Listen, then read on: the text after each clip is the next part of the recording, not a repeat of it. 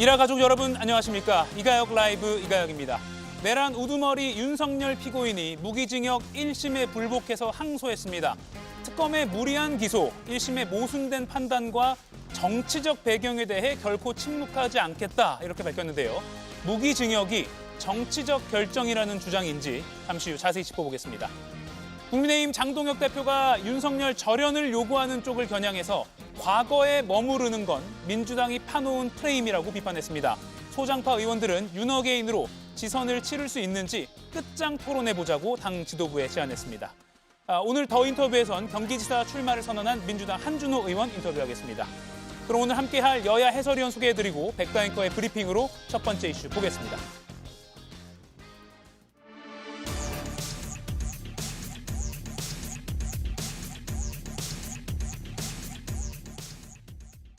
그러면 대구 경북 통합 뭐 이런 이슈만 얘기하신 거예요? 장 대표에게 조금 있었는데.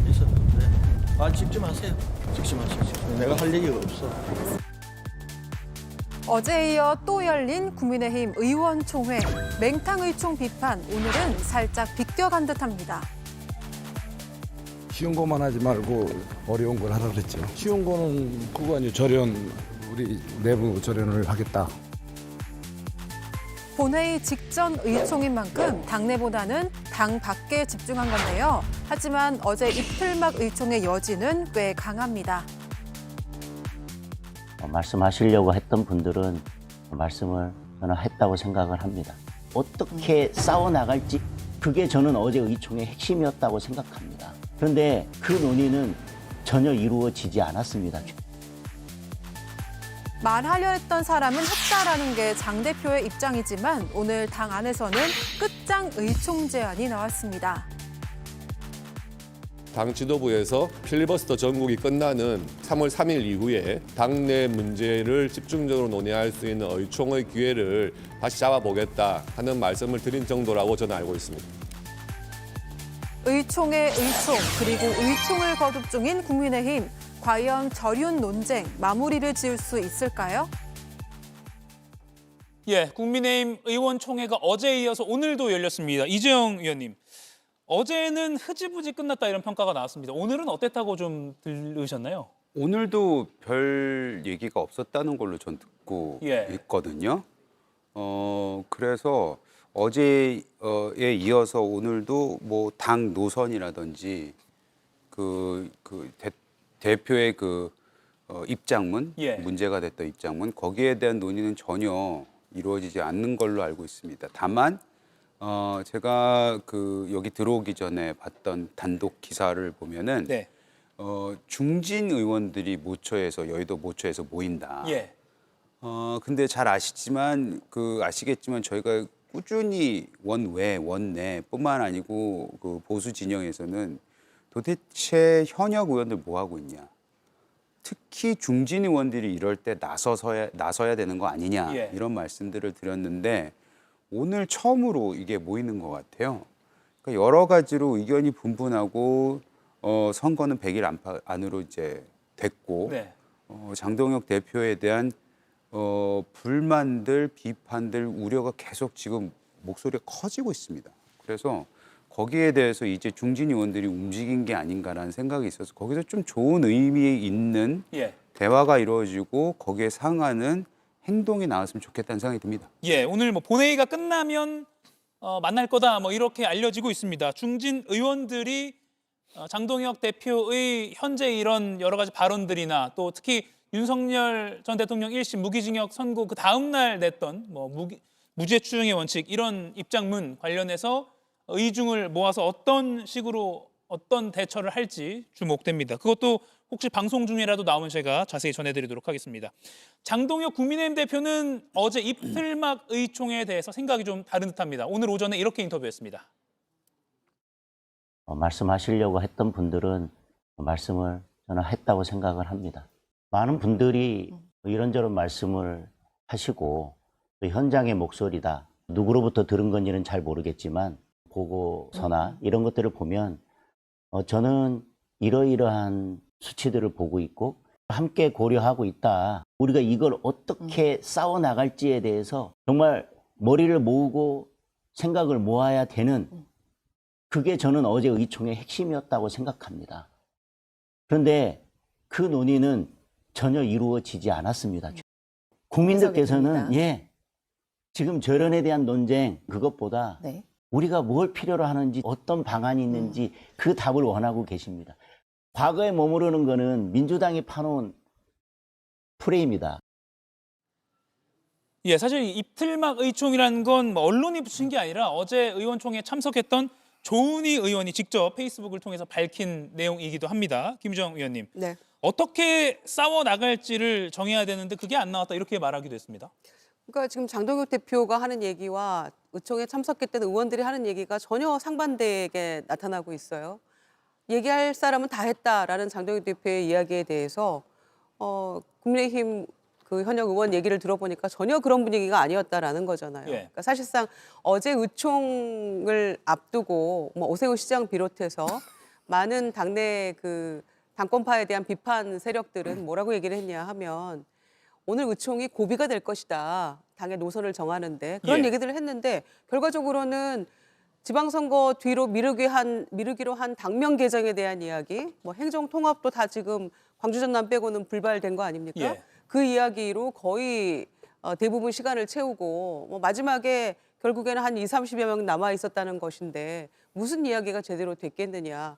그러니까 의원들이 계속해서 당명 얘기 그만하고 발언 기회 달라라고 했는데도 불구하고 제대로 말할 기회 주어지지 않았잖아요. 그래서 이제 조은희 의원이나 조경태 의원 의총장 박차고 나가서 이거 입틀막이었다. 예. 또 언론들은 맹탕 의총이었다 이런 얘기 하고 있는 거잖아요. 그러니까 뭐 한마디로 주최 측의 농간처럼 보여요. 의총의 주제를 정해놓고 우선순위가 있는 것인데 지금 당명 개정이나 행정통합보다는 당의 운명이 어디로 갈 것인가가 더 중요한 거 아닙니까? 예. 그런데도 이런 분위기 속에서 장동혁 대표는 할 말 다 했다 이렇게 얘기하는 것은 언어도단이고요.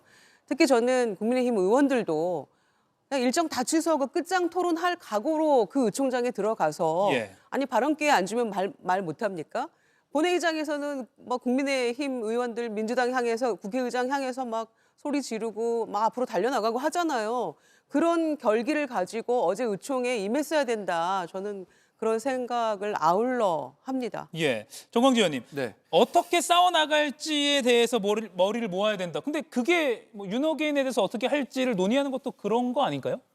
장동혁 대표가 얘기하는 여당과 또 이재명 대통령의 일방적인 국정 운영과 싸워야 한다라는 말에 대해서 동감하지 않을 국민의힘 의원들 없을 겁니다.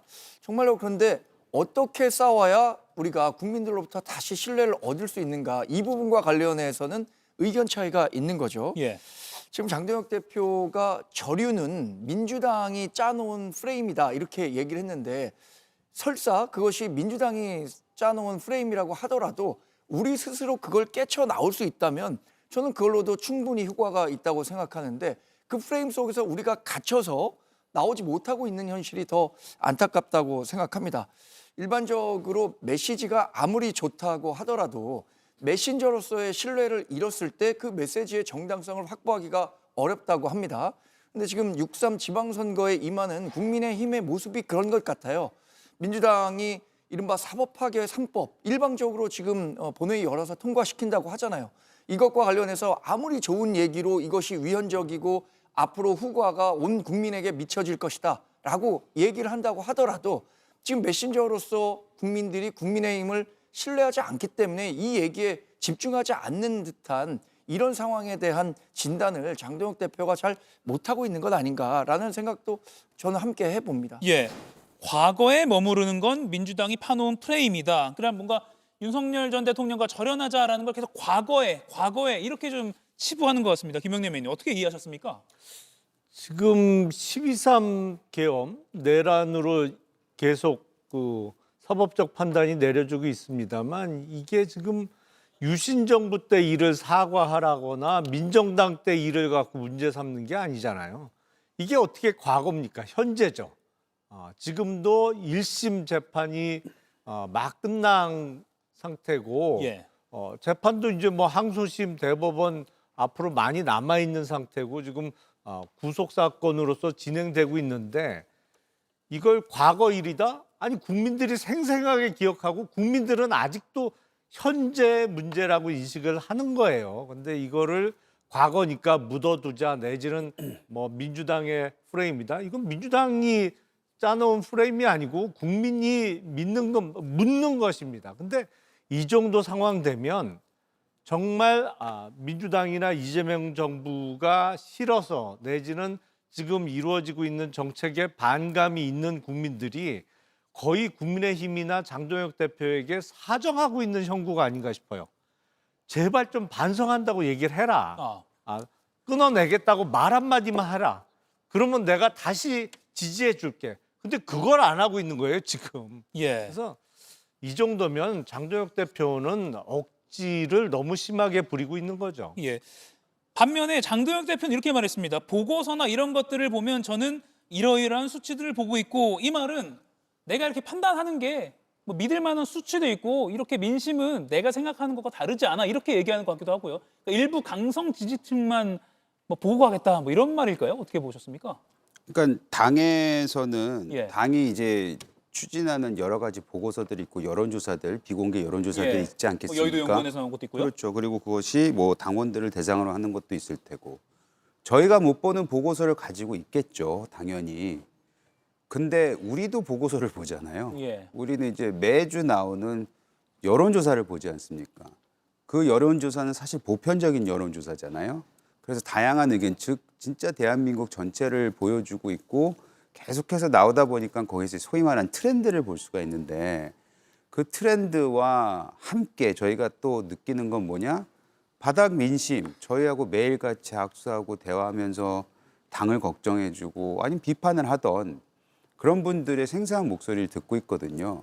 그런 것들이 이제 종합적으로 저희한테 들어오면서 또 저희의 판단도 있을 뿐만 아니고 그런 걸 토대로 이제 이렇게 해서는 안 된다라고 말씀을 드리는 건데 과연 장동혁 대표가 보는 보고서가 제가 보고 있는 보고서보다 얼마나 더 훌륭한 보고서인지는 모르겠습니다. 하지만 저도 이 정치를 12년 지금 넘게 하고 있는데 각종 보고서와 각종 판단을 다 해보고 선거도 굉장히 수많이 치러봤거든요. 그것도 소중한 저한테는 보고서예요. 경험이고. 근데 그거를 다 무시당하는 것 같아서 글쎄요, 좀 안타깝습니다. 이거를 빨리 전환시키고 장동혁 대표한테 요구하는 것이 제발 입장 전환, 입장만 좀 바꿔달라. 좀 제대로 돌아와라 이 얘기거든요. 그건 아까 이제 김용남 의원님이 말씀하셨듯이 딱 병목 형상이 지금 있어요. 장동혁 대표의 입장만 바뀌면은 지지해주겠다, 우리도 바꾸겠다. 그때부터 민주당을 보고 민주당의 잘못된 부분들을 지적하겠다라고 하시는 분들이 많은데 그거를 지금 가로막고 있는 건 오히려 본인이 아닌가라는 거에 대해 스스로 질문을 하시고 답해야 될 것 같습니다. 그러면 이렇게 왜 막고 있는 거예요? 그러니까 본인의 뭐 지방선거는 필요 없다. 지방선거 끝나도 나는 당권을 계속 쥐고 있을 거야. 이런 판단일까요? 그러니까 저희가 누누이 얘기했습니다마는 이제 선거는 지든지 말든지 관심 없고 본인의 당대표 자리를 유지하는 것에만 혈안이 되어 있다라는 판단이 계속되고 있는 것 같습니다. 그래서 아니 선거를 앞두고는 아무리 지지층만 바라보고 정치를 하다가도 중도, 외연 확장을 위해서 노력하는 게 정당의 그동안의 본연의 모습이라고 할 수 있거든요. 그런데 가면 갈수록 더해지는 것 같아요. 본인이 뭐 중도 측에 매력 있는 그런 정당이 되기 위해서 노력할 거다, 변하겠다. 이런 얘기들을 누차 해왔는데 결국 그 언행일치는 단 한 번도 찾아볼 수가 없었잖아요. 그런데다가 뭐 절연은 분열이다 이런 얘기하고 있는데 절연하지 못함으로 인해서 국민의힘 내부가 이미 사분오열되고 있고 뭐 전 대표도 내치고 최고위원도 내치고 지금 당대표 사퇴해라. 당대표 때문에 지금 이거 선거 못하겠다라고 하는 원외 당협위원장들을 지금 또 윤리 제소하겠다 이런 얘기까지 나오고 있는 거잖아요. 그러니까 도대체 정치 경험이 아무리 일천하기로 서니 누구에게 정치를 배운 겁니까? 그러니까 적어도 정치 경험이 없다면 민심을 바로 보고 가야 되는데 그것마저도 지금 안 하고 있는 것이고 또 하나는 뭐 여론 얘기하고 있는데 그 당에서 얘기했던 게 뭡니까? 뭐 다른 여론조사 말고 ALS가 굉장히 중요하다. 그게 제대로 된 민심이다 얘기했는데 그렇게 금과 옥조처럼 여겼던 ALS를 기반으로 한 여론조사도 거의 최악으로 나오고 있잖아요. 그런 상황인데도 지지층은 나를 지지하고 있다. 이런 얘기로 거의 정신 승리하고 있는 장동혁 대표의 모습이 참 딱하고요.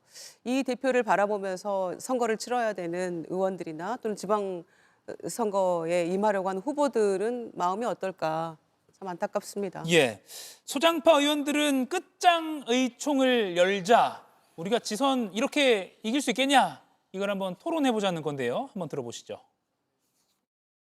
장동혁 대표가 윤석열 전 대통령의 1심 선고에 대한 기자회견의 내용에 있어서 윤어게인 노선으로 보이는 입장을 발표를 했습니다. 의원들의 허심탄회하고 격렬한 토론이 필요했음에도 불구하고 어제 의원총회는 그러한 장이 되지 못했기 때문에 의원들의 총의를 모을 수 있는 의원총회를 개최할 것을 지도부에게 요청을 합니다. 지방선거까지의 윤어게인 노선으로 과연 치를 수 있는지에 대한 결론을 확실하게 낼 수 있기를 바라고.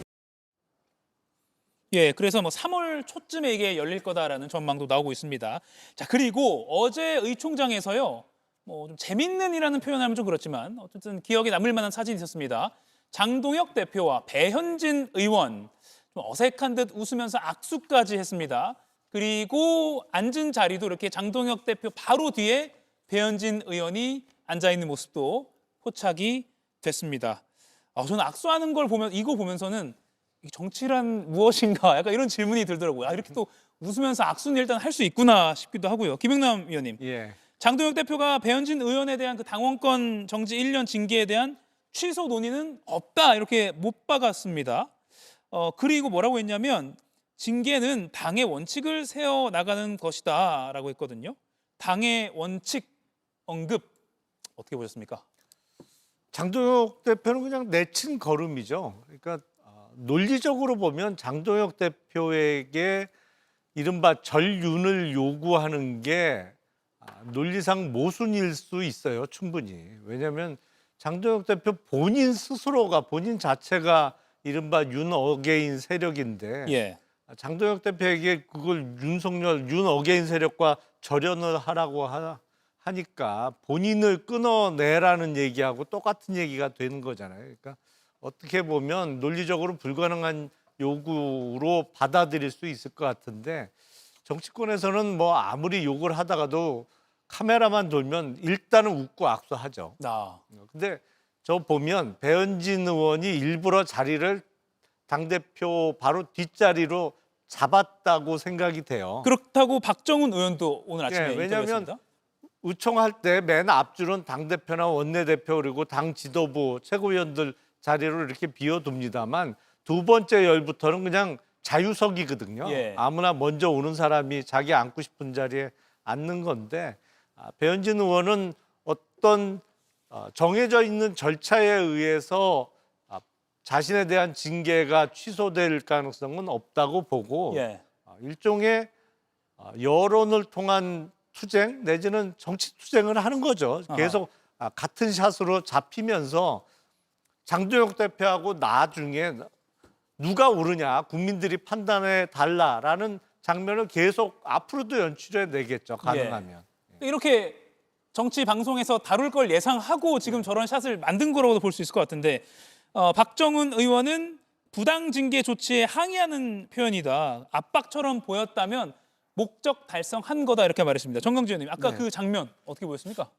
우리 속담에 맞은 사람은 다리 펴고 자고 때린 사람은 오므리고 잔다라는 얘기 있잖아요. 사진을 보니까 제명된 사람은 다리 꼬고 앉고 예. 제명시킨 사람은 다리 오므리고 앉고 있는 모습입니다. 예, 오물였네요, 진짜.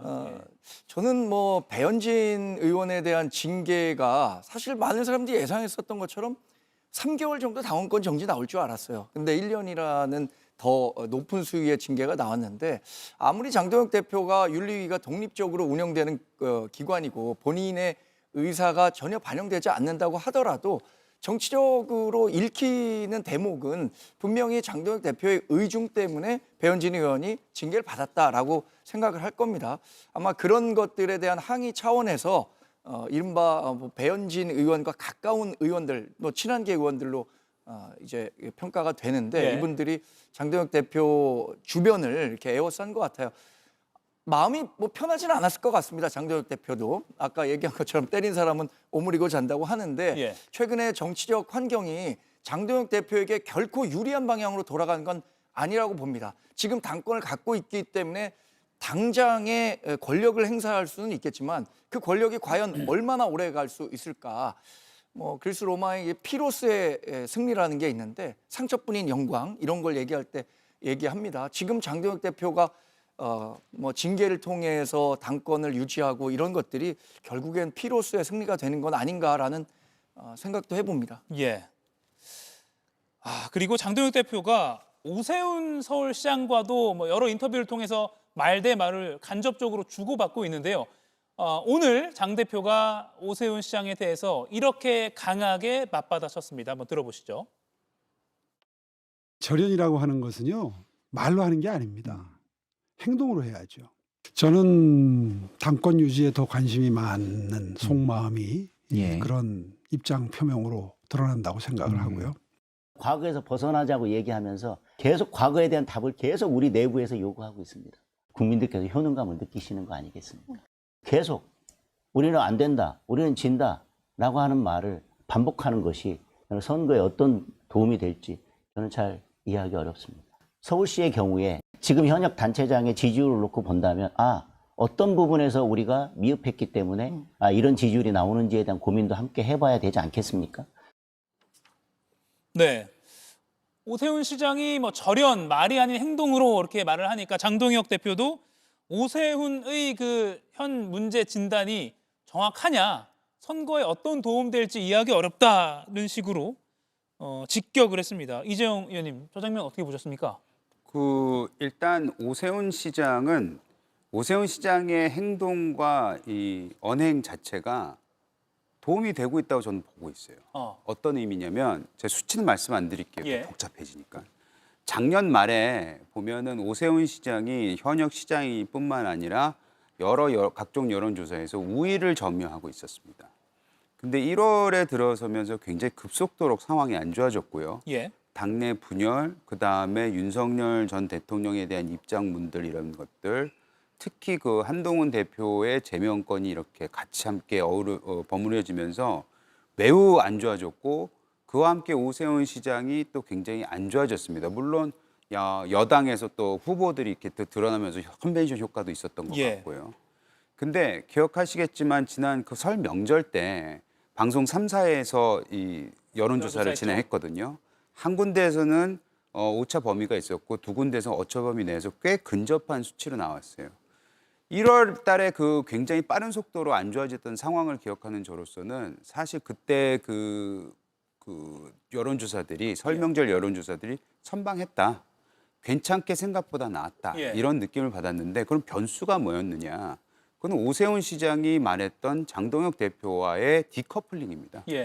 그 이후에 저는 이 여론조사에서 소위 말하는 서울 시민들이 봤을 때 오세훈 시장만큼은 오세훈 시장으로서 바라보기 시작한 게 아닌가. 그게 앞으로 어떻게 될지 모르겠습니다만은 최소한 그런 부분에 있어서만큼은 정치적인 뭐 발언이든 행동이라든 이런 입지가 노선 표명이 확실하게 도움이 됐다라는 걸 보여줬거든요. 따라서 제가 좀 길게 말씀을 드리긴 했습니다만 장동혁 대표가 지금 얘기하는 오세훈 시장 본인의 뭐 입장을 당신이나 잘해 뭐 이렇게 얘기했지만 잘했으니까 그만큼 된 거라고 저는 말씀드리고 싶네요.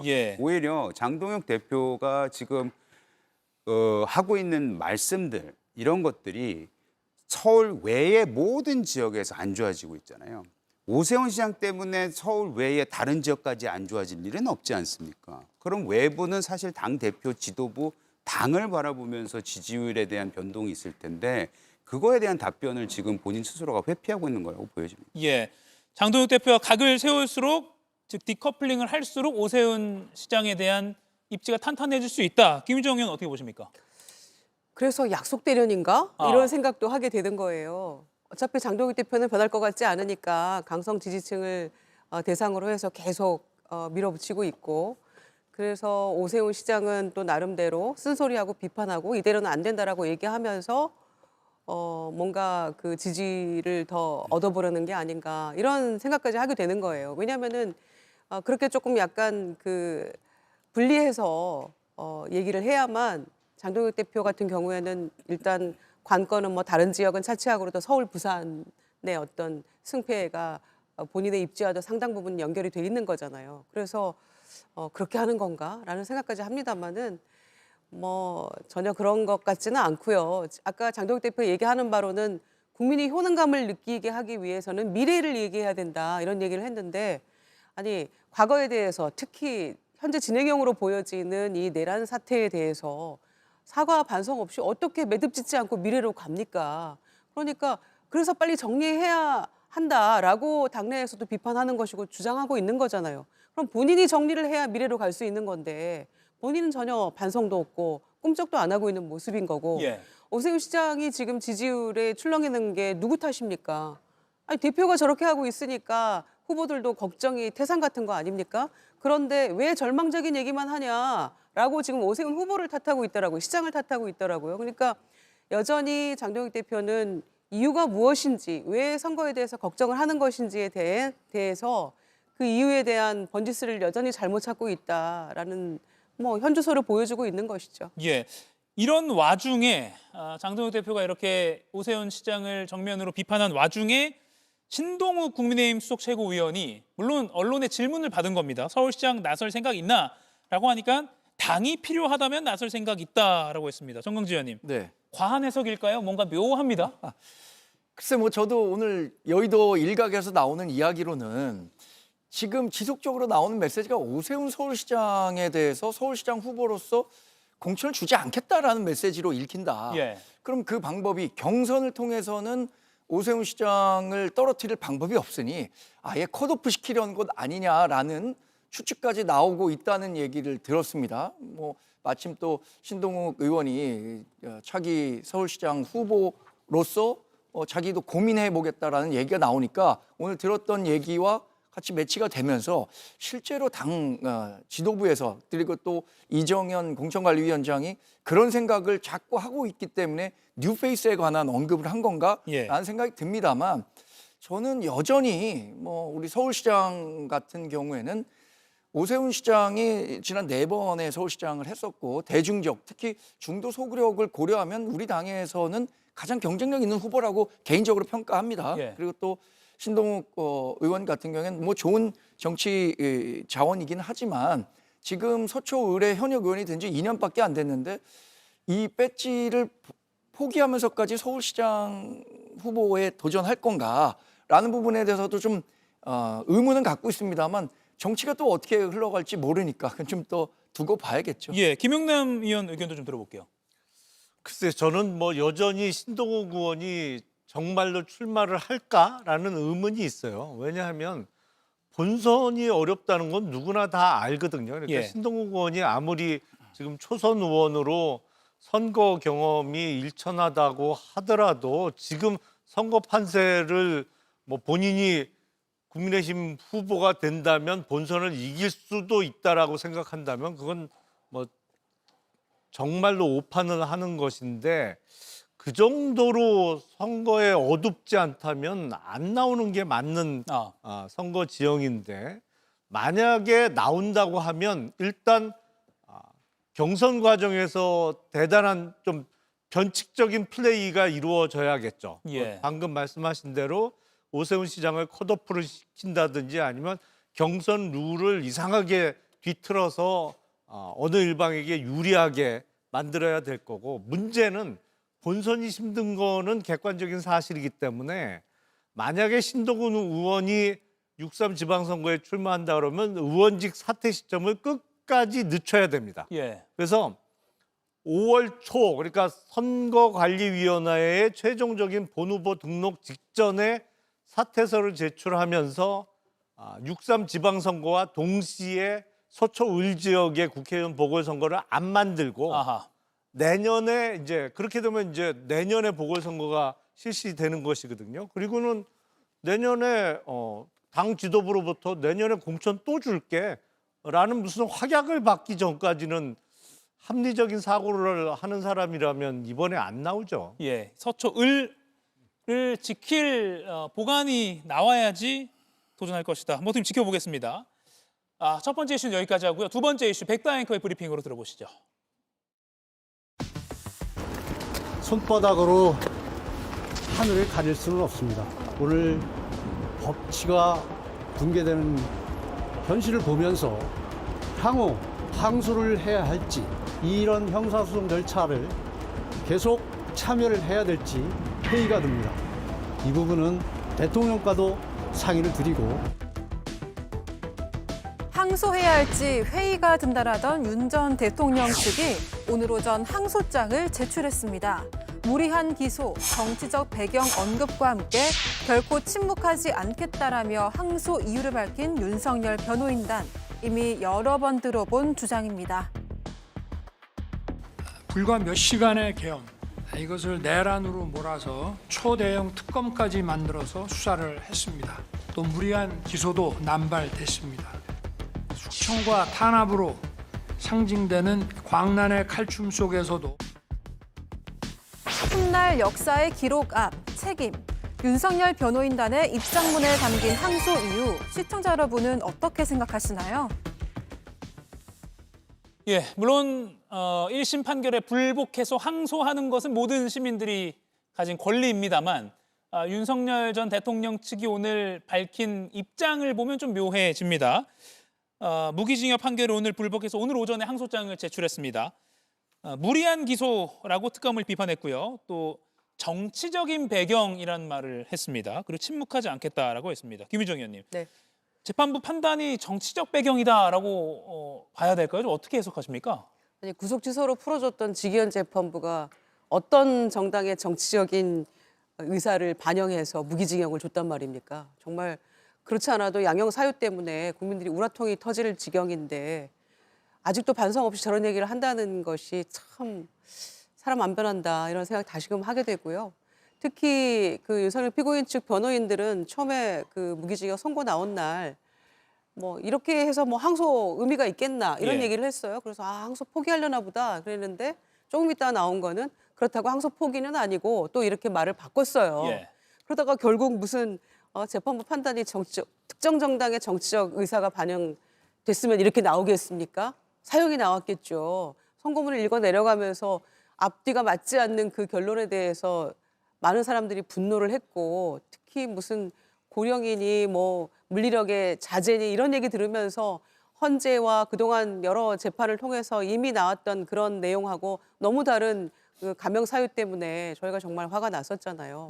그런데도 여전히 반성 없고 여전히 계몽령 얘기하고 경고성 계엄 얘기하고 정말 망상이라고 여겨졌던 그 틀에서 벗어나지 않는 항소 사유에 대해서 다시금 분노하게 됩니다. 예, 정치적 배경을 언급한 것 이재용 의원님, 약간 음모론이라고까지 이름을 붙여봐도 될까요? 어떻게 보십니까? 글쎄요, 음모론이요? 음모론까지는 저는 생각하지 못했던 것 같긴 한데요. 뭐 어찌됐든 간에 지금 뭐 저도 저 부분에 대해서는 동의가 가는 게 계속해서 지기현 판사에 대해서 반대를 했던 부분 있잖아요.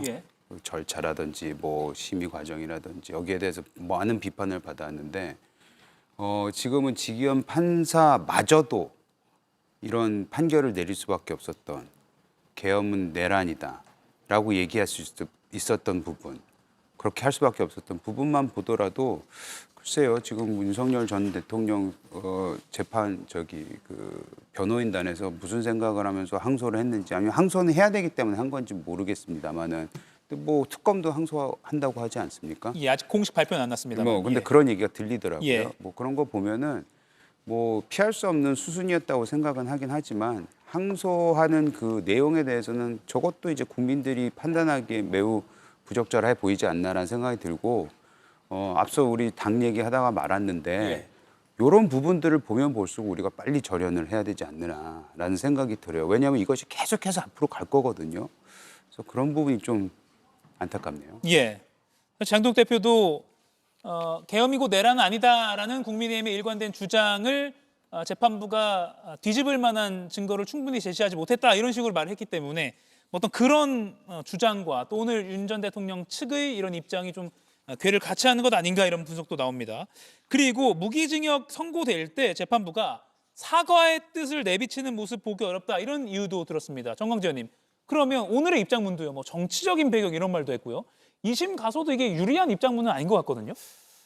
그렇겠죠. 뭐 그걸 감수하면서 윤석열 전 대통령이나 변호인단 측에서 얘기를 한 걸 겁니다. 결국에는 본인이 무죄를 다퉜잖아요. 그러니까 이것은 내란이 성립될 수 없다. 그러니까 아주 중형 또는 무죄거든요. 올 오어 나싱의 게임을 한 건데 결국에는 다 이 선고 결과 내란 혐의가 인정된 거고 결국 2심은 내란 전담 재판부가 진행을 하게 되잖아요. 예. 여러 논란이 있었음에도 불구하고 민주당이 길을 쓰고 내란 전담 재판부라는 것을 만들어서 윤석열 전 대통령을 비롯해서 이제 내란 혐의를 받는 분들의 재판이 이루어지는데 95년에 있었던 전두환 전 대통령과 노무현 전 대통령에 대한 내란 재판에서는 노태우 전 대통령이요? 네. 죄송합니다. 이 1심에서 2심으로 갈 때는 감형이 됐습니다. 그런데 감형 사유를 지금으로서는 뭐 지금 윤석열 전 대통령이 얘기한 것을 찾는다면 찾기가 어렵다는 측면, 또 내란 전담 재판부가 이것에 대해서 더 엄격한 법 적용을 할 가능성이 크다는 점을 고려하면 더 이상 감형이 어려워지는 것 아닌가라는 예상도 해보고요. 조금 전에 말 실수를 한 것은 죄송합니다. 예. 다 이해해 주실 것 같습니다. 네, 노태우 전 대통령을 언급한 겁니다.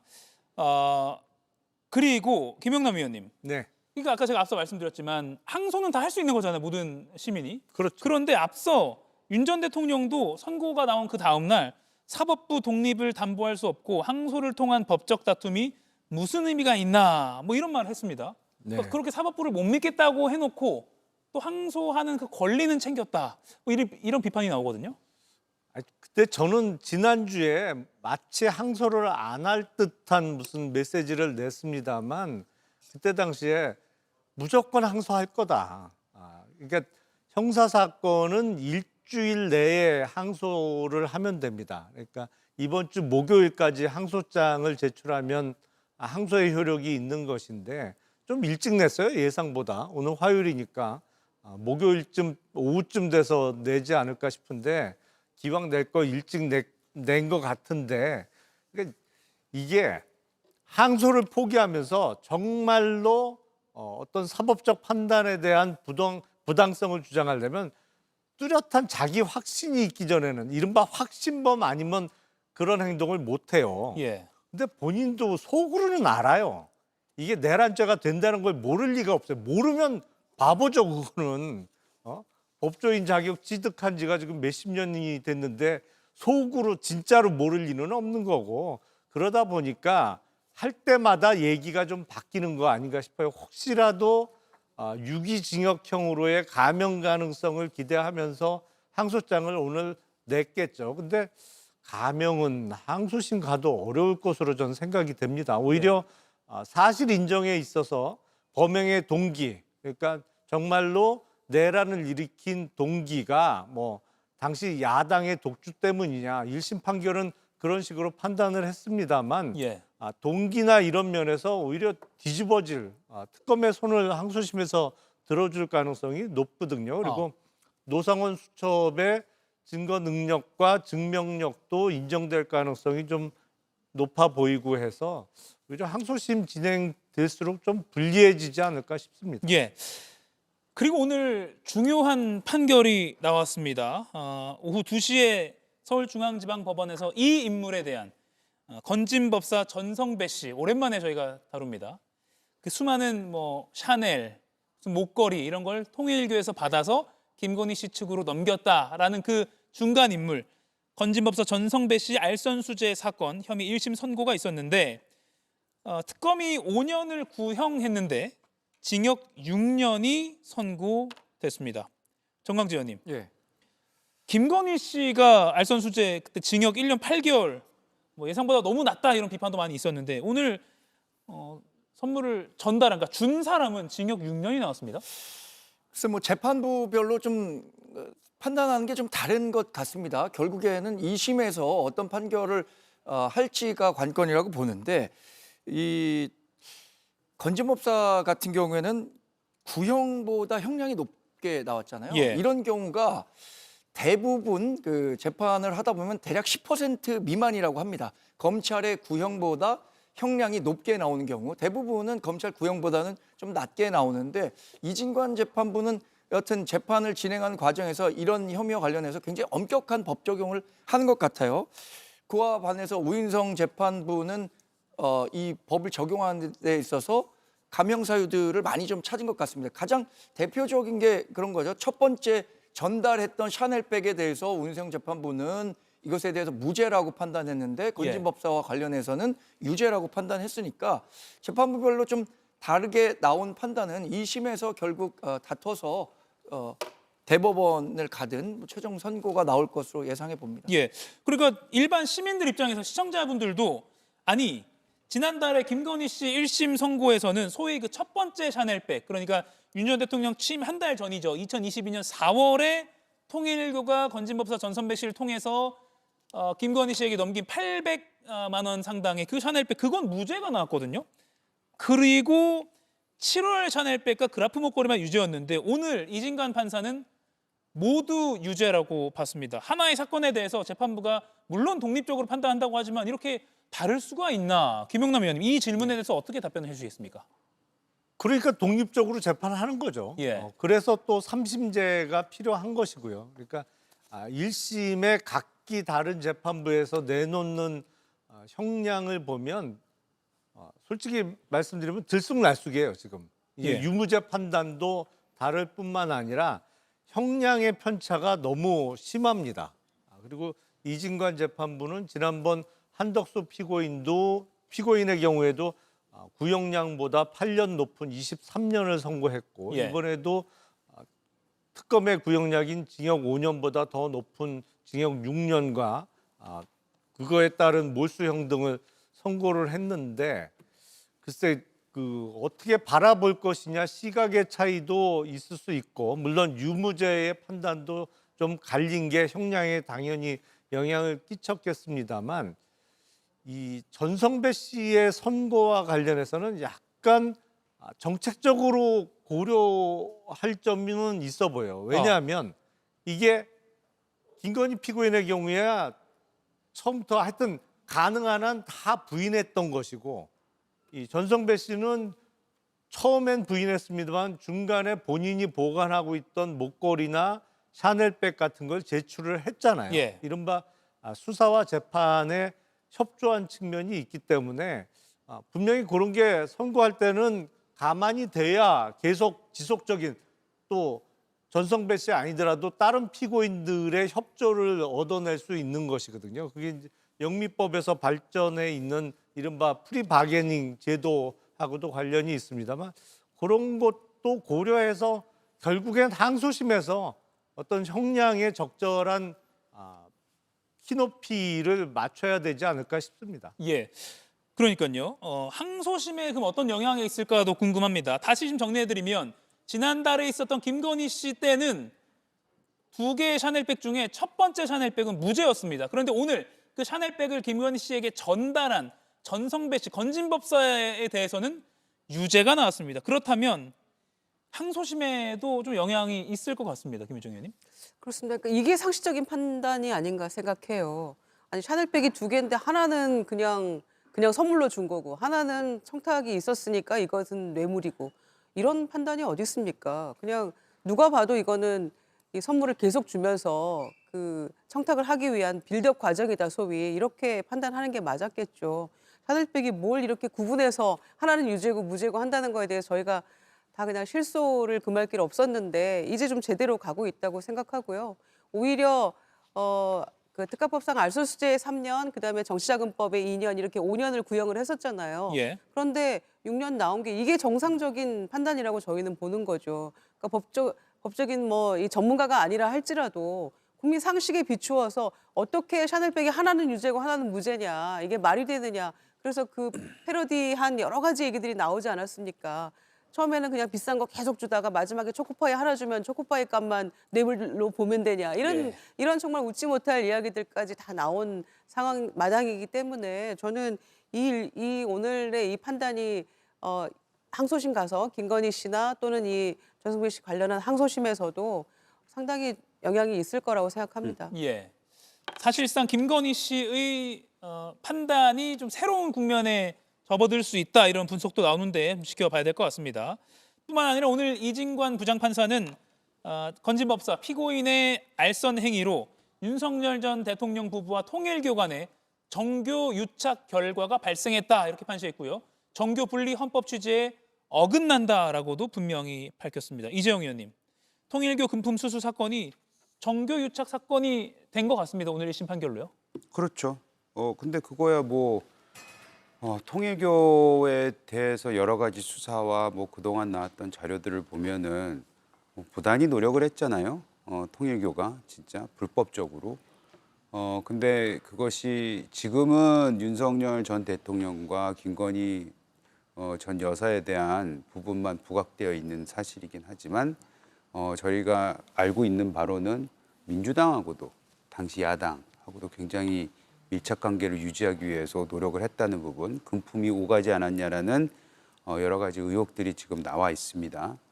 사실 지금 부산시장으로 출마하겠다는 분도 그거와 연루되어 있는 것이 아닌가 해서 수사를 지금 진행 중인 것으로 알고 있고요. 그렇기 때문에 정경유착은 당연히 우리가 없애야 되는 것이고 그것을 이제 단죄를 없애야 되는 부분이긴 한데 네. 저는 그 이진관 판사를 보면은요. 첫 번째 그 한덕수 전 총리에 대한 판결을 보면서 그 당시 과한 거 아니냐, 뭐 속은 시원할 수 있겠지만 과한 거 아니냐 이런 말씀하신 분들도 있었어요. 근데 뭐 그 당시에 상황이라든지 이분의 뭐 성향까지는 제가 알지 모르겠는데 요번에 판결을 보면서 제가 뭐 누차 이 방송에 나온 법조인은 아니지만 그래도 저도 보는 시각이 있긴 한데 이분이야말로 좀 편향돼 있는 분은 아닌가라는 생각이 들 정도예요. 왜냐하면은 많은 분들이 어떻게 지금 이분이 이제 아무리 우리가 전성배 씨요? 전성배 씨에 대해서 저도 굉장히 불만이 많고 이런 사람들은 벌을 받아야 된다고 생각하지만 이 6년이라는 게 그리고 계속해서 6년도 중요한 게 아니고 특검이나 검찰 측에서 구형한 것보다 훨씬 더 높은 거를 선고를 하잖아요. 그러니까 굉장히 지금 요즘에 민주당이 계속해서 얘기했던 사법부가 오염되어 있다, 편향이 돼 있다, 뭐 이런 얘기가 진짜 맞는 게 아닌가라는 생각이 들 정도로 그럼 양쪽으로 다 돼 있는 거겠죠. 정상적인 판사가 없는 세상이 돼버린 게 아닌가라는 생각이 들 정도입니다. 예, 김영남 의원 의견 들어볼게요. 앞서 제가 잠깐 말씀드린 대로 이제 수사와 재판에 협조한 피고인에 대한 형량은 좀 감안해 주는 게 맞겠죠. 그래서 그 어떤 사법정의 실현의 효율성을 높인다는 측면에서 그럴 수가 있는데 이게 오늘 선고된 징역 6년이 김건희 피고인에게 선고된 1년 8개월하고 대비되니까 극적으로 확 높아지는 느낌이에요. 근데 제가 보기엔 1년 8개월은 너무 적게 나왔습니다. 진짜. 이 사안에 비해서 그 1년 8개월이 너무 적다 보니까 오늘 징역 6년이 너무 높아 보이는 거예요. 왜냐하면 이게 물건의 최종적인 수령자가 아니잖아요. 최종적으로 이게 고가의 핸드백이 됐던 명품 목걸이가 됐던 이건 최종적으로 김건희 피고인에게 건너간 것인데 그 최종적으로 수령한 수령자는 1년 8개월이 나오고 그걸 중간에서 전달한 사람은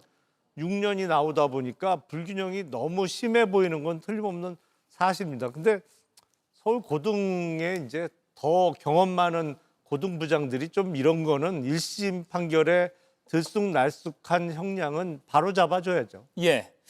그리고요, 마치 지금 윤석열 전 대통령 1심이 무기징역으로 나와서 뭔가 재판이 좀 한풀 꺾였다 이렇게 생각하는 분위기인데 그렇지 않습니다. 어제 박성재 전 법무부 장관의 내란 재판에는요. 법무부 전직 간부들이 증인으로 나와서 아주 의미 있는 증언들을 했습니다.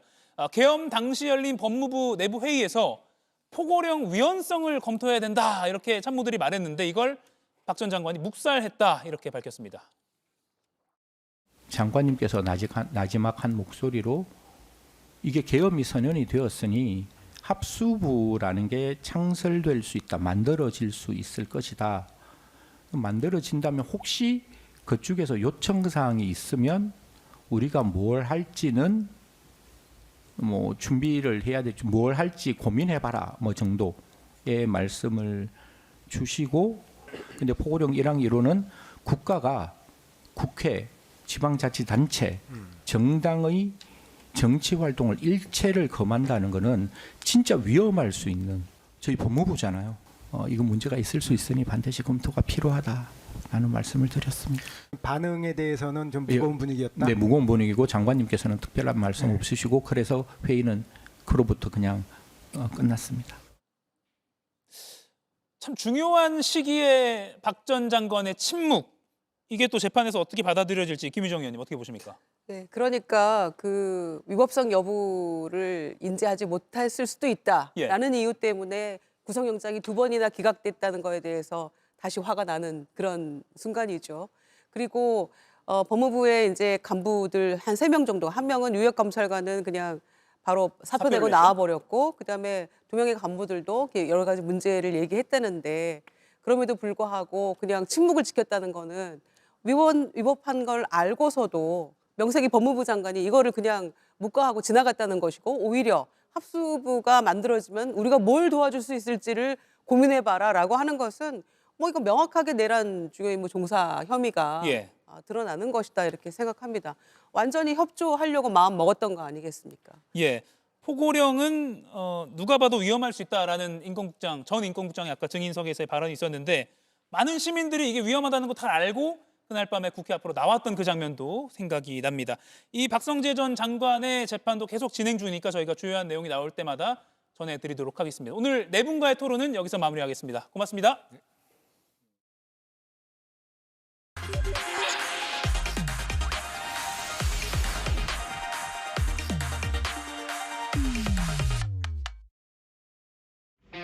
경기도민 한준호입니다. 이재명 정부의 실용주의를 국민 한 사람 한 사람 체감할 수 있도록 지방정부 성공을 위해서 노력하도록 하겠습니다. 면접 어떻게 보셨는지. 오늘 주로 제게는 청년 창업과 청년에 대한 질문이 큰 질문이었던 것 같고요. 제 가장 큰 장점이라고 한다면은 21년간 제가 IT 업계, 금융업계 그리고 문화체육 업계에서 쌓아왔던 이력들이 아닌가 싶어서 그런 부분들을 강하게 어필을 했고, 이재명 대통령과 4년간 함께 실용주의를 정착시키기 위해서 노력해왔던 제 입장에서는 제가 적격자가 아닌가라는 생각은 가지고 있습니다. 예, 좀 더 깊이, 더 자세히 들어보는 더 인터뷰 시작하겠습니다. 최근 경기도지사 출마를 공식화하면서 아주 분주해진 분입니다. 오늘 아침에도 보신 것처럼 경기지사 후보 당내 면접을 보고 오신 분입니다. 한준호 민주당 의원 모시고 당과 그리고 안팎의 모든 현안을 좀 짚어보겠습니다. 어서 오십시오. 네, 안녕하십니까. 안녕하십니까. 네. 아침에 바쁘셨을 것 같습니다. 네, 좀 분주했습니다. 예, 면접에서 강점 어필을 좀 잘 하고 오셨어요? 사실 시간이 워낙 짧아서 강점을 어필하기보다 주어진 질문에 최대한 제 강점을 좀 녹여서 대답을 하려고 애를 썼습니다. 청년 창업, 청년에 대한 질문이 많이 오갔다 이렇게 말씀해 주셨습니다. 의원님의 경험이 답하는 데 좀 도움이 되셨습니까? 제가 이제 대학교 4학년 때 첫 취업을 IT 업계로 하면서 이제 직업 생활을 시작을 했는데, 그렇게 21년 기간 동안에 제가 이제 한국거래소라든지 MBC 그리고 청와대를 거쳐서 지금 이제 국회의원 자리에 오게 됐는데 이 과정 중에 겪었던 것들에 대한 질문들이 좀 있었습니다. 그래서 그 부분들을 좀 자세하게 설명하면서 현재 청년들에 대한 문제를 어떻게 해결할 것인가에 대한 해법 제시를 했던 걸로 기억을 합니다. 예. 이제 그 면접관들이 점수를 다 매겼겠죠. 그건 모릅니다만. 네. 지금 경기도지사 출마를 공식 선언했고요. 대표 공약을 좀 소개해 주죠. 워낙 많겠지만 못하지만요. 저는 이제 크게 4가지 공약을 내세웠는데요. 경기도를 이제 대한민국 발전의 5급 삼특을 이야기하고 있잖아요. 그래서 경기도만의 그 균형 발전은 어떻게 할 것이냐, 31개 시군을 저희는 P10으로 보고 있습니다. P10. 판교 10개 만들기. 지금 현재 경기도 내에는 5개의 3기 신도시가 예정돼 있고 그곳에는 각각의 자족 용지가 배정돼 있습니다. 그래서 5개 부분은 소프트웨어를 설치함으로 인해서 전반적인 산업에 대한 유치 스킨만 저희가 설치를 하면은 충분히 가능하고, 나머지 5개에 대한 고민들을 하고 있습니다. 이 10개 거점들을 GTX 링, 즉 경기도가 지금 경기도 간에 연결이 끊겨 있는 상태라 경기도를 연결하는 망, 경기도 GTX 링을 설치를 해서 대심화를 통한 광역교통을 경기도 간에 설치를 함으로 인해서 경기도가 함께 균형 발전할 수 있도록 설계를 하고 있습니다. 예, GTX 링, 그러니까 반지할 때 링이죠. 그렇죠. RING. 알겠습니다. P10, 판교를 10개 만들겠다. 사실 이번 지방선거가 이제 이재명 정부의 첫 경기도지사가 이제 바뀔 수 있는 그런 지방선거입니다. 물론 김동연 지사가 계속 할 수도 있겠지만요. 면면을 보면 뭐 우파전이라고도 하고 김동연 현 지사, 네. 뭐 추미애 의원 등등 어쩌면 본선보다 더 치열한 경선이 될 것 같습니다. 어떻게 네. 좀 보십니까? 다들 쟁쟁하시죠. 전직 장관 출신 두 분이 계시고 또 현 도지사가 계시고 그리고 전직 그 단체장을 하셨던 양기대 의원까지 계셔서 예. 저는 이제 사실 선배들과 경쟁을 하는 관계이긴 한데 이 경쟁 관계 자체가 경기도 선거를 많은 국민들께 관심 가지게 할 수 있고 예. 또 공약과 정책을 통해서 어떤 경기도가 펼쳐질지에 대한 그 비전 제시도 가능해서 저는 이 경선 자체를 나름 즐기고 있는 것 같습니다. 즐기면서 할 수 있다. 그리고 흥행에는 당연히 도움이 될 거니까. 많은 관심들이 지금 있는 걸로 알고 있습니다. 예. 경기도민이시죠? 저는 오랜 기간 살았죠. 30년 넘게 경기도민으로 살았습니다. 예. 네. 그러면 민심을 뭐 따로 청취를 안 하셔도 뭐 사시면서 다 들으셨을 텐데. 뭐 산다고 다 알지는 못하지만 예. 아무래도 정치인이기 때문에 많은 분들 만나면서 민심 청취를 하죠. 예. 뭐 체육회도 만나고 또 상인회도 만나고 또 실제 오늘 같은 경우에는 노동조합 등을 만나면서 예. 이제 노동자들의 삶도 좀 이야기를 들어보는데 이재명 정부가 들어서고 나서 이제 딱 세 가지로 요약을 하는 것 같습니다. 예. 기대감이 있다, 잘하고 있다. 그런데 이것이 아직 국민들에게는 체감으로 오진 않는다. 이 부분이 지방선거에서 해결해야 되는 과제입니다. 큰 굵직한 중앙정부에서 대통령이 잘 이끌고 있더라도 네, 경기도민 속속들이 아직 완전히 전달되지 않았다. 네, 네, 아하, 그렇군요. 96시간 민생 행보를 하셨어요, 설 연휴 때? 네, 그렇습니다. 그런 결과를 또 여러 가지 반영하실 것 같습니다. 당내 이야기를 좀 해보겠습니다. 네. 공취모, 네. 이재명 대통령의 공소 취소와 국정조사를 위한 모임 어제 네. 본격 출범했습니다. 사실 네, 네. 비판도 많이 나오고 있는 게 사실이고요. 105명의 의원이 참여했습니다. 꽤 큰 모임인데 이렇게 좀 많이 참여할 거라고 예상하셨어요? 사실 이 정도까지 예상을 못했고요. 예. 제가 22대 총선에 들어와서 검찰 독재 대책위원회 위원장을 맡았었고 예. 그때는 이제 주로 대통령께 걸려있던 그 두 가지의 사건에 대해서 저희가 담당을 했었고 이후 이제 대통령 당선 직후에는 저희가 그간의 이재명이란 정적을 제거하기 위해서 주변을 정말 탈탈 털지 않았습니까? 예. 이 부분에서 피해를 입으셨던 분들을 구제하기 위해서 저희가 정치검찰 조작기소 대응 특별위원회를 구성을 했고 저희가 240일 정도 활동을 했습니다. 다만 이제 저도 이제 지방선거에 출마를 하다 보니 특별위원회가 더 역할을 하기가 어렵게 됐고 그 안을 구성하고 있는 분들은 전부 그 담당 변호사들로 구성을 했습니다. 그래서 이거를 저희가 논의하던 끝에 이제는 국정조사로 넘어가야 되는 단계인 것 같다. 증거들은 충분히 확보해서 법무부에도 내고 감찰 요구도 했고 고발도 했는데 의원들께 요청을 해서 저희가 이거를 의원 모임으로 또 이거를 어쨌든 조금 더 국민들께 알리는 방법을 택해보자라고 해서 친서를 전체 170여 분께 돌린 거죠. 처음엔 한 20분 정도가 들어오셨는데 이 취지를 알고는 많은 분들이 참여하시겠다라고 연락을 주셨고 예. 그렇게 해서 시기적으로 처음에 저희가 마무리할 때는 87분 그 뒤에 이제 더 들어오셔서 총 지금 105분인가요? 그렇게 예. 지금 모였습니다. 꽤 큰데 네. 이 공취모 관련해서 혹시 뭐 청와대 쪽에서 당연히 뭐 공식적으로 발언할 수도 없겠지만 뭐 이렇게 이거 뭐 괜찮겠어? 뭐 아니면 뭐 괜찮네? 뭐 입장 들으신 거 있으세요? 네, 뭐 저는 이제 제가 어쨌든 이재명 대통령의 뭐 측근으로 분류되는 사람 중에 하나이기 예. 때문에 그런 질문이 나올 수는 있는데 이와 관련해서 뭐 청와대 측과 전혀 소통을 한 적은 없고요. 예. 이거는 의원들 자발적인 모임입니다. 예. 그런데 유시민 작가가 한 방송에서 제가 미쳤거나 둘 중 하나. 그런데 제가 미친 것 같지 않다. 미친 짓이라는 네. 말을 좀 돌려서 했습니다. 네네. 이런 강한 비판에 대해서는 좀 어떻게 답변을 해주시겠습니까? 저희가 미친 게 맞습니다. 왜냐하면 지금 정치검찰들이 그간 했던 일들을 보면 미친 짓이죠. 이것을 대응하기 위해서 의원들도 함께 미치지 않으면 안 됩니다. 저희는 이 부분들에 대한 공소 취소를 하겠다라는 의지에 미쳐 있고 이에 대해서 굉장히 열의가 불타고 있는 건 맞습니다. 예, 미친 게 맞다. 예. 그리고 당내에서도 이게 너무 당내 개파를 이루는 모습이 될까 뭐 우려된다 이런 목소리도 있거든요. 당내 개파 논란을 불러일으키기에는 몇 면을 바라보시면 이걸 개파라고 바라본다면 당 170여 명의 의원 중에서 105명의 개파라고 하면 하나의 당 아니겠습니까? 저희가 당론을 채택할 때도 물론 반대도 일부 있지만 예. 대다수가 찬성을 하면 당론에 담기는 것처럼 105분이 함께 참석을 해서 만든 모임을 개파라고 분류를 한다면 나머지 분들은 어떻게 되겠습니까? 알겠습니다. 그 답변으로 가늠이 된 것 같습니다. 네. 그리고 이재명 대통령의 그 온라인 팬카페 제명인의 마을 요게 뉴스에 많이 오르내리고 있습니다. 네. 정청래 대표와 이성윤 의원이 이른바 강퇴, 네, 강제 네. 탈퇴 조치가 됐습니다. 뭐 회원들이 투표를 통해서 결정했다고 하는데 네. 이게 결국 좀 뭐랄까요? 친청, 친명, 뭐 엇박자 이것까지 연결돼서 해석이 되는 것 같습니다. 이제 정치인들의 정치 행위가 있고 또 당원들의 그 당원 행위가 있는 것 같습니다. 이런 부분에 대해서는 엇박자를 일으킨 이제 뭐 당에 소속된 국회의원으로서는 상당히 송구스럽게 생각을 하고 이런 부분들이 다시 발생하지 않도록 당원들께 충분히 설명하고 저는 그래서 민주주의가 직접 민주주의도 매우 중요합니다. 이제 당원 주권 시대 이렇게 저희가 열지 않았습니까? 예.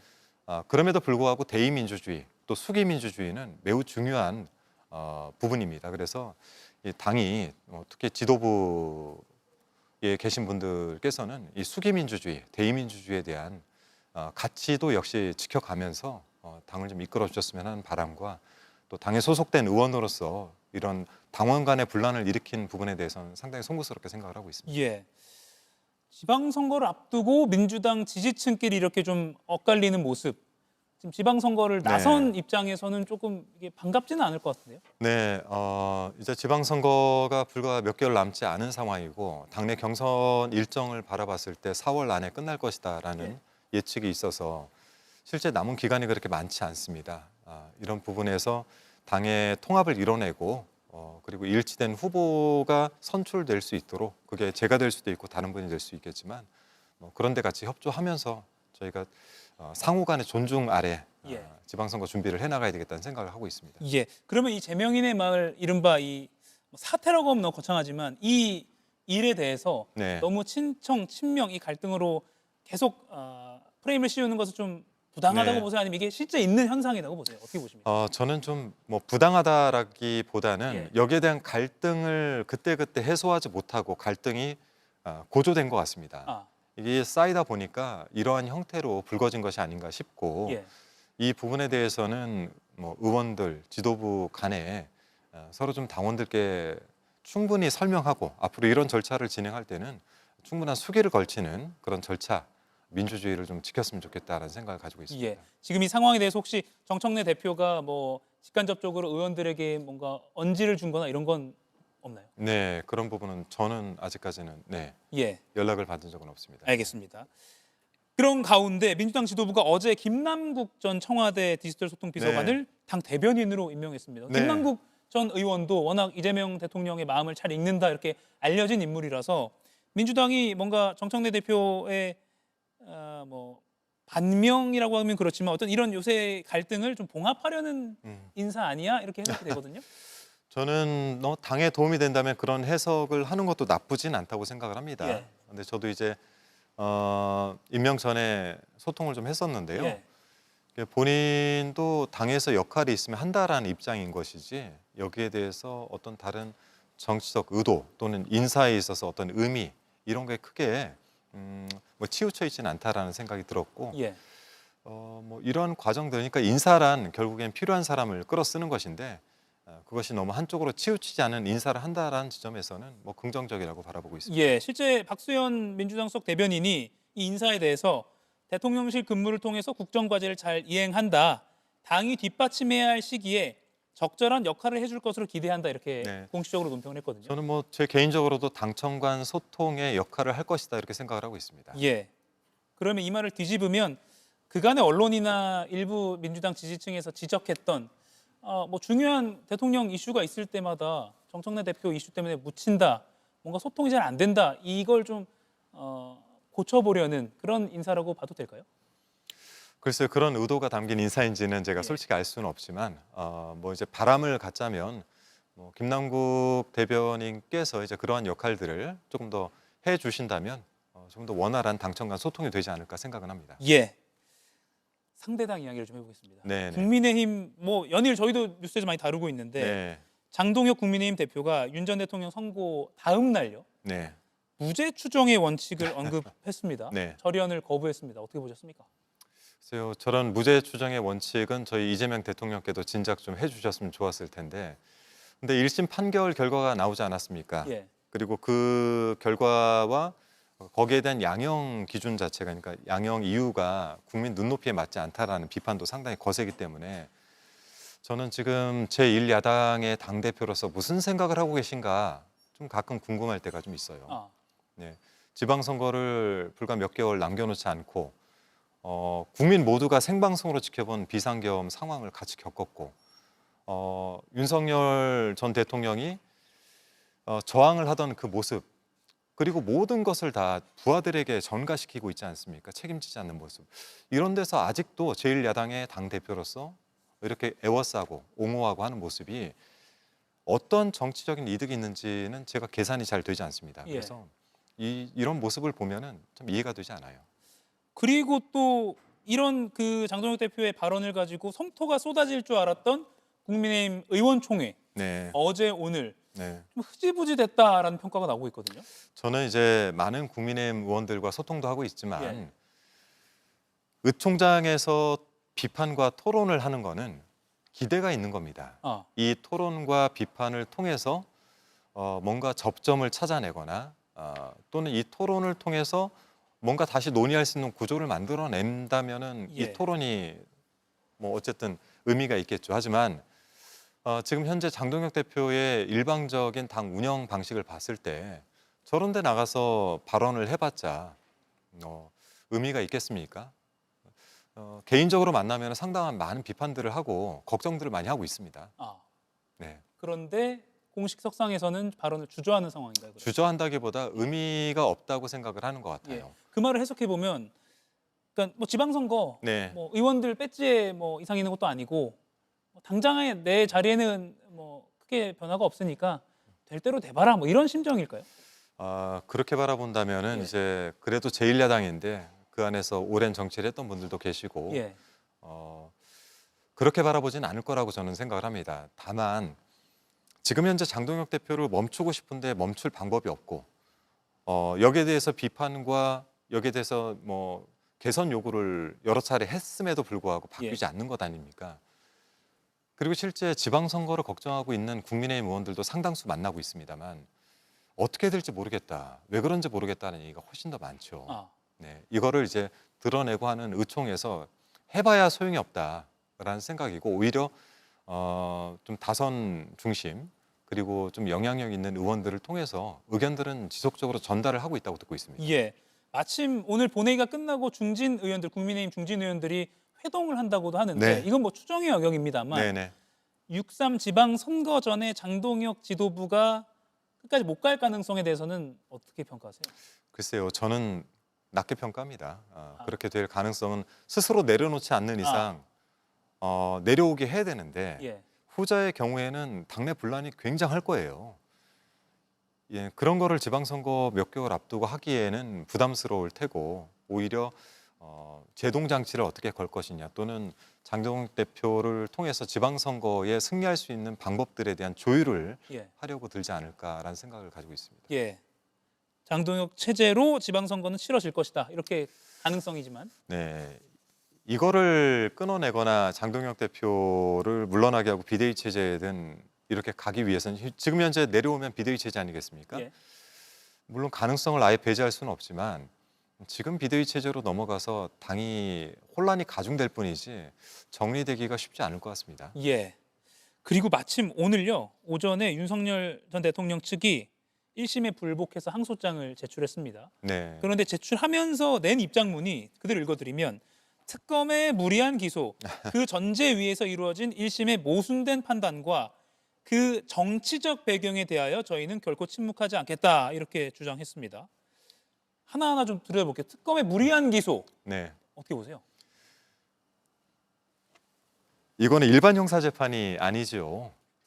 한 나라의 대통령이 내란을 일으킨 것이고 이것을 모두가 생방송으로 중계를 통해서 봤고 많은 국민들이 이걸 막고자 거리로 쏟아져 나왔습니다. 예. 이런 거를 무리한 기소라고 한다면은 그간 윤석열 검찰총장과 대통령 당시에 했던 검찰들의 기소는 그러면 어떻게 되는 겁니까? 예. 정말 말이 되지 않고 지금 재판 과정 중에서 증인으로 참석했던 사람 숫자만 161명으로 저는 기억을 하고 있는데 161명의 증인들을 통해서 들었던 내용들은 정확하게 지시를 한 거 아니에요. 군을 통해서 의원들을 끌어내라 라든지 이런 무력 행위를 통해서 국회를 무력화시키려고 했던 행위들에 대해서 증언들이 있었지 않습니까? 그래서 지금 저는 이제 워낙에 윤석열 전 대통령이 법기술자이기도 하고 이 법에 능한 사람이기 때문에 본인의 방어 수단으로 이렇게 사용을 하는 것 같다라는 생각입니다. 예. 그리고 정치적 배경에 대해서 결코 침묵하지 않겠다라고 했거든요. 그러니까 지금 지기현 재판부의 1심 판단 그 무기징역이라는 그 선고가 정치적 배경이 있다라는 말을 한 겁니다. 어떻게 오히려 양형을 했던 이유를 보면은 그게 오히려 더 정치적 배경이 있지 않을까요? 저는 이 무기징역 또는 사형은 국민들의 눈높이라고 바라보고 있습니다. 하지만 이 양형을 설명할 때 보면은 적극적으로 개입을 하지 않았다거나 군경이 적극적으로 개입하지 않았다라거나 이게 잘 준비되지 않았다라고 이야기를 한단 말이죠. 특검에서는 23년 10월 6일인가를 특정해서 노상원의 수첩을 기반으로 해 계속해서 이제 신문을 해왔었던 거고 법원은 이번에 이거를 24년 12월 초, 즉 우발적이거나 갑작스런 비상계엄을 일으켰다라고 바라보는 시각이 있는 것 아니겠어요? 저는 이런 부분서부터 시작해서 오히려 1심 재판이 훨씬 정치적이지 않았나라는 생각을 가지고 있지. 지금 윤석열 씨가 주장하는 바는 이거는 국민들이 납득할 수 없는 수준이죠. 그러니까 정치적 배경이라고 하는 게 오히려 지기현 부장판사가 사형과 무기징역 중에 더 낮은 형을 택한 게 오히려 정치적 주장 배경이 있을 것이다. 저는 거기서 이 사안들을 내란으로 판단해 주지 않고 그리고 무기징역을 주긴 했지만 사실상 노상원의 수첩이라는 중요한 증거를 배제시켰고 그 과정 중에 군과 경이 스스로 자중을 한 부분에 대해서 이것을 강압적으로 하지 않았다라고 설명한 부분이나 잘 준비되지 않았다라고 설명하는 부분에 있어서는 전문가들조차 동의할 수 없는 부분입니다. 시민들이 저항해서 빨리 끝난 것을 윤석열 전 대통령의 양형 이후에 참작했던 것은 오히려 의문을 제기할 만하다 이렇게 말씀하신 걸로 이해하겠습니다. 한준호 의원님의 옆 지역 구조 그 킨텍스가 그 거기서 일어난 일을 좀 짚어볼게요. 전한길 씨가 3.1절 콘서트를 연다고 했는데 그게 킨텍스에서 열릴 예정이었는데 포스터도 온라인에 많이 퍼졌습니다. 그러니까 보니까 굉장히 유명한 뭐 전직 아나운서, 뮤지션들이 있어서 이 사람들이 참여하는구나. 그런데 이 유명 연예인들이 보여주세요 포스터요. 나 이거 몰랐다 이런 줄. 다 거부를 하는 상황입니다. 이거 어떻게 보십니까?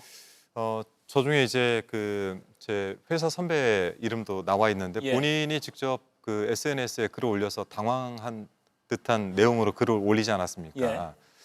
그러니까 전혀 조율이 되지 않은 상태에서 저런 이제 그 행사가 준비가 됐던 것 같고 저는 좀 무슨 생각이었나 싶습니다. 그리고 실제 저 공연에 가겠다라고 신청을 한 사람 수도 굉장히 적다라고 듣고 있는데요. 표 판매가 뭐 신통치 않았다고 보도에 나왔습니다. 그리고 대관 취소가 결과적으로 됐습니다. 김동연 현 경기지사가 킨텍스 측에 공식적으로 대관 취소를 해달라고 요청을 했고 킨텍스가 이걸 받아들이면서 취소가 됐다고 하는데 이걸 글쎄요 지방선거와 좀 연관을 시켜보면 김동연 지사가 이런 사태에서 좀 존재감을 과시하기 위한 행동이었다 이런 분석 어떻게 보십니까? 글쎄요 뭐 정치인들에게 정치적 목적이 있었냐 없었냐 묻는 것 자체가 의미가 없긴 한데 다만 이제 시스템상으로 온 국민이 바라봤던 윤석열의 불법 계엄 내란을 그 국민들이 생중계를 통해서 봤고 그 가운데 전한길 씨가 했던 행동들을 국민들이 다 알고 계시는데 이거를 킨텍스 측이 전혀 모르고 이 행사를 허락한 것 자체가 시스템 자체에 문제가 좀 있다라고 바라보고 있고요. 이거를 미리 좀 단절을 했었어야 했는데 공직기강을 좀 원칙적으로 좀 다시 세우셔야 될 것 같고 다만 뒤늦게나마 좀 수습한 면에 있어서는 그래도 잘한 일이다라고 평가하고 싶습니다. 경기도지사 출마를 하셔서 또 저희가 모신 것도 있기 때문에 권칠승, 뭐 추미애 양기대, 김동연 현 지사까지 가장 강력한 나의 라이벌은 누구라고 보세요? 다들 그 강력한 라이벌이죠. 다만 지금 이제 지표상으로는 그 1, 2, 3위가 좀 약간 굳어져 있는 형태이고 예. 민주당 지지층 내에서는 이제 1, 2, 3위 변동이 좀 있는 상태입니다.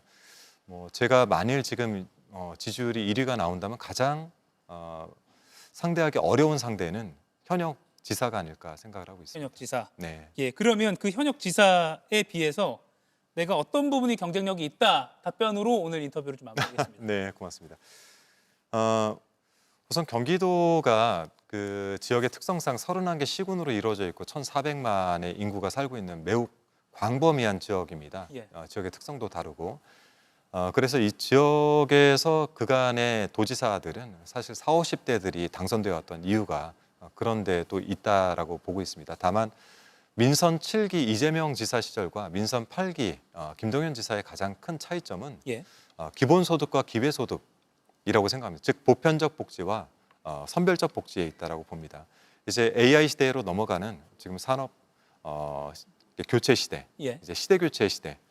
이 시기에서 가장 중요한 것은 국민들 삶을 좀 탄탄하게 지탱해 줄 수 있는 보편적 복지, 기본 사회를 탄탄하게 구성하는 것이 아닌가 싶습니다. 예. 그런 부분들을 민선 7기 이재명 그 당시 도지사 시절에 이 내용들을 좀 더 잘 가다듬고 강화해서 이어갈 생각입니다. 예, 알겠습니다. 저희가 다른 후보들께도 기회가 되면 이 자리에 모셔서 함께 인터뷰를 좀 해보도록 하겠습니다. 네. 지금까지 한준우 더불어민주당 의원이었습니다. 고맙습니다. 네, 고맙습니다. 글로벌 규모 성장을 목표로 하신다면 견실하고 안정적인 경제 환경의 온타리오가 가장 든든한 글로벌 비즈니스 파트너입니다. 세계 각국이 필요로 하는 핵심 광물의 산지, 연간 8만 6천 명 이상의 스템 분야 신규 인재, 북미 최대 규모에 속하는 IT 클러스터, 완전 통합된 공급망, 북미 최상의 청정 전력망을 동료본으로 갖춘 곳, 여러분께 필요한 모든 역량이 한 곳에 캐나다 온타리오가 바로 그 파트너입니다. 온타리오, 당신의 혁신 파트너. 간장치킨으로 이룩한 왕국, 오래 기다렸다. 쇼킹한 탄생을 마법 같은 맛의 하모니. 투게더 더 퍼펙트 초이스. 호시기 2마리 치킨. 루카, 내일 필드 나가러 좀 부탁해. 컬러풀하게. 골프와 인생에서 베스트 샷은 어디서 나오는 걸까? 자신감. 컬러 골프웨어 루이 가스텔. 1심에서 무기징역이 선고된 다음 날 피고인 윤석열은 사법부의 독립을 담보할 수 없다.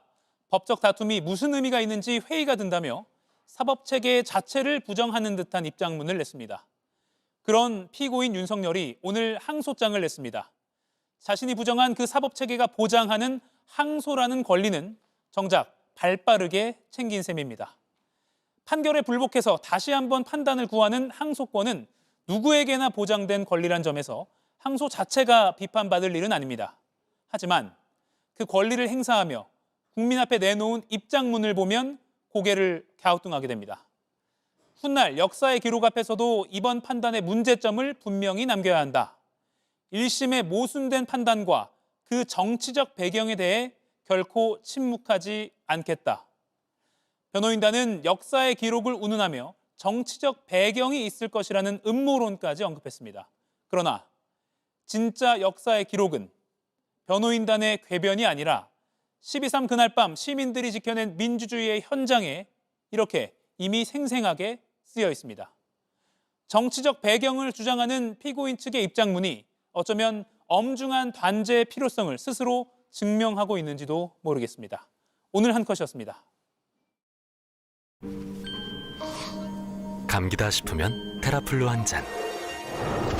효과는? 느낌은? 따뜻하게 스며들어 감기를 빠르게. 따뜻한 한 잔의 빠른 효과. 테라플루. 글로벌 규모 성장을 목표로 하신다면 견실하고 안정적인 경제 환경의 온타리오가 가장 든든한 글로벌 비즈니스 파트너입니다. 여러분께 필요한 모든 역량을 갖춘 곳이기 때문이죠. 온타리오, 당신의 혁신 파트너. 삶의 매 순간 날 지지해주고 어떤 길도 함께하며 마음까지 살펴주는 나와 살아가는 보험을 만나다. 한화손해보험. 타이레놀. 누군가의 감기는 일상을 지키는 책임감이고 누군가의 두통은 이를 향한 열정이죠. 다양한 통증이 그 누구든 타이레놀이 케어합니다. 타이레놀 70주년. 네, 바로 이어지는 JTBC 뉴스룸 예고해드리겠습니다. 전달자 전성배 씨는 징역 6년인데 받은 자 김건희 씨는 징역 1년 8개월입니다. 아이러니한 상황입니다. 선고 분석 제대로 해드리겠습니다. 이가역 라이브 오늘 순서는 여기까지입니다. 내일 오후 5시에 다시 뵙겠습니다. 일하가족 여러분 고맙습니다.